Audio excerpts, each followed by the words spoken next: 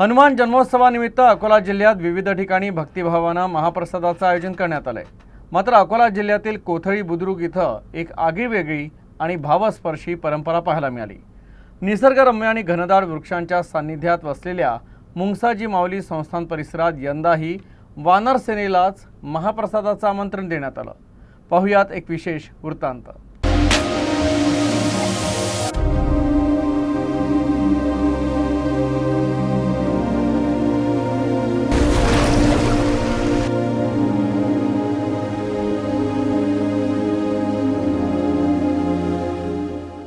वानरसेना म्हटली की डोळ्यासमोर येतात ते इकडून तिकडे उड्या मारणारी माकडं। कधी इकडे बस तर कधी तिकडे, कधी नाहक येरेझारा मारायच्या तर कधी उगाच पळापळ करायची। म्हणूनच माकडं म्हणजे निव्वळ उच्छाद असंच म्हटलं जातं। यामुळे माकडं कधी शिस्तीत बसू शकतात याची आपण कल्पनाही करू शकत नाही, कारण आपण असं दृश्यच कधी पाहिलं नाही। मात्र हे दृश्य पाहून कदाचित आपल्या डोळ्यांवरही विश्वास बसणार नाही की इतक्या शिस्तीत माकडं बसू शकतात। पण हे दृश्य बनावटी नाही, हा व्हिडिओ अगदी खराखुरा आहे। बरं, ही माकडं शिस्तीत फक्त बसलीच नाहीयेत तर तितक्याच शिस्तीत जेवण देखील करतायत। हे दृश्य आहे अकोला जिल्ह्याच्या कोथळी बुद्रुक येथील मुंगसाजी माऊली संस्थानातलं। मंदिराचे पुजारी रामदास महाराज गेल्या अनेक वर्षांपासून या वानर सेनेची सेवा करतायत। त्यांना अन्न पाणी मिळावं या उदात्त हेतूनं त्यांच्या खाण्यापिण्याची व्यवस्था करत असतात आणि हनुमान जयंतीला तर त्यांच्यातच देव पाहून ते त्यांना महाप्रसाद अर्पण करतात। हे आजचा उपक्रम जे तुम्हाला दिसू लागलेला आहे, हनुमान जयंती निमित्त आजचा दिवस हे हनुमंतरायाचा असून आता उन्हाळा दिवस आहे। हे उपक्रम का राबवला गेला? उन्हाळ्यामध्ये या प्राण्यांना पाणी सापडत नाही, पाण्याची त्यांची व्यवस्था कोणी करत नाही, म्हणून मी विरा स्वतः खांदून आणि ते बकेटमध्ये आणि बकेटा भरून यांच्या पुढे ठेवतो आणि ते पाणी पाजण्याची जोपासना करतो। त्याला अन्न काही मिळत नाही तर मी कोणाकडून तरी थोडं अन्न आपलं सोयाबीन, तूर, हरभरा, चणा आणून त्याला थोडंसं पुरवतो।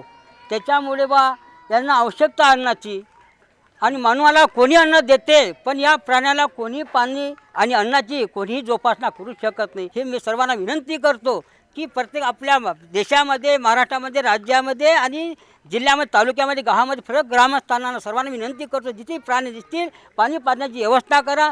काही जेव्हा खाण्याची अपेक्षा असेल तुमच्याकडे असेल त्यांना त्या खाण्याचं पुरवण्याचं ही हेतू करा।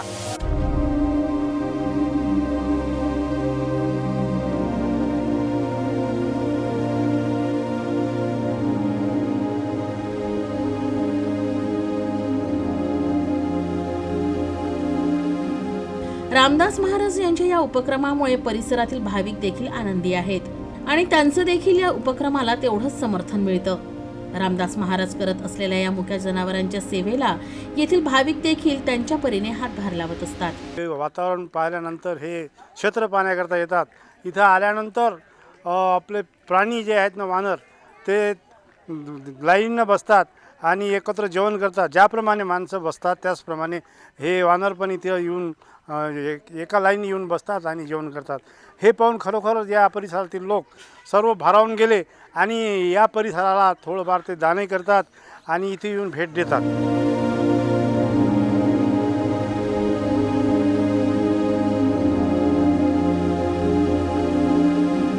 100हून अधिक ताटांमध्ये या माकडांना महाप्रसाद दिला जातो आणि ही वानरसेना देखील ज्या पद्धतीनं महाप्रसादाचा आस्वाद घेते त्यामुळे माकडांना माणसाचे पूर्वज का म्हणतात याची कल्पना येते।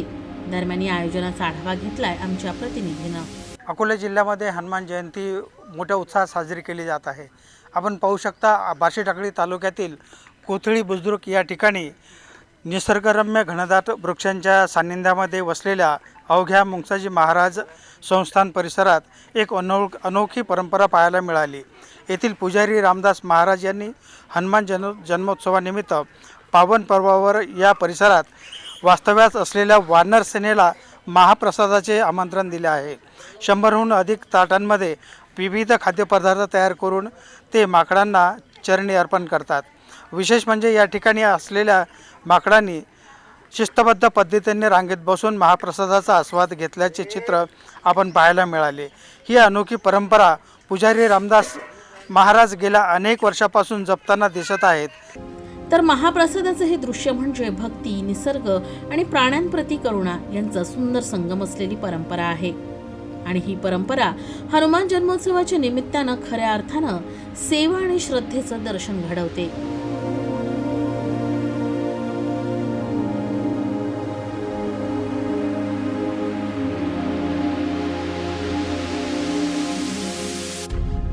बार्शी टाकळी तालुक्यातील कोथळी बुजुर्गमध्ये ही अनोखी परंपरा राखली जाते. कॅमेरामॅन संजय चक्रनारायणसह मी मधु कसबे, UCN न्यूज, अकोला.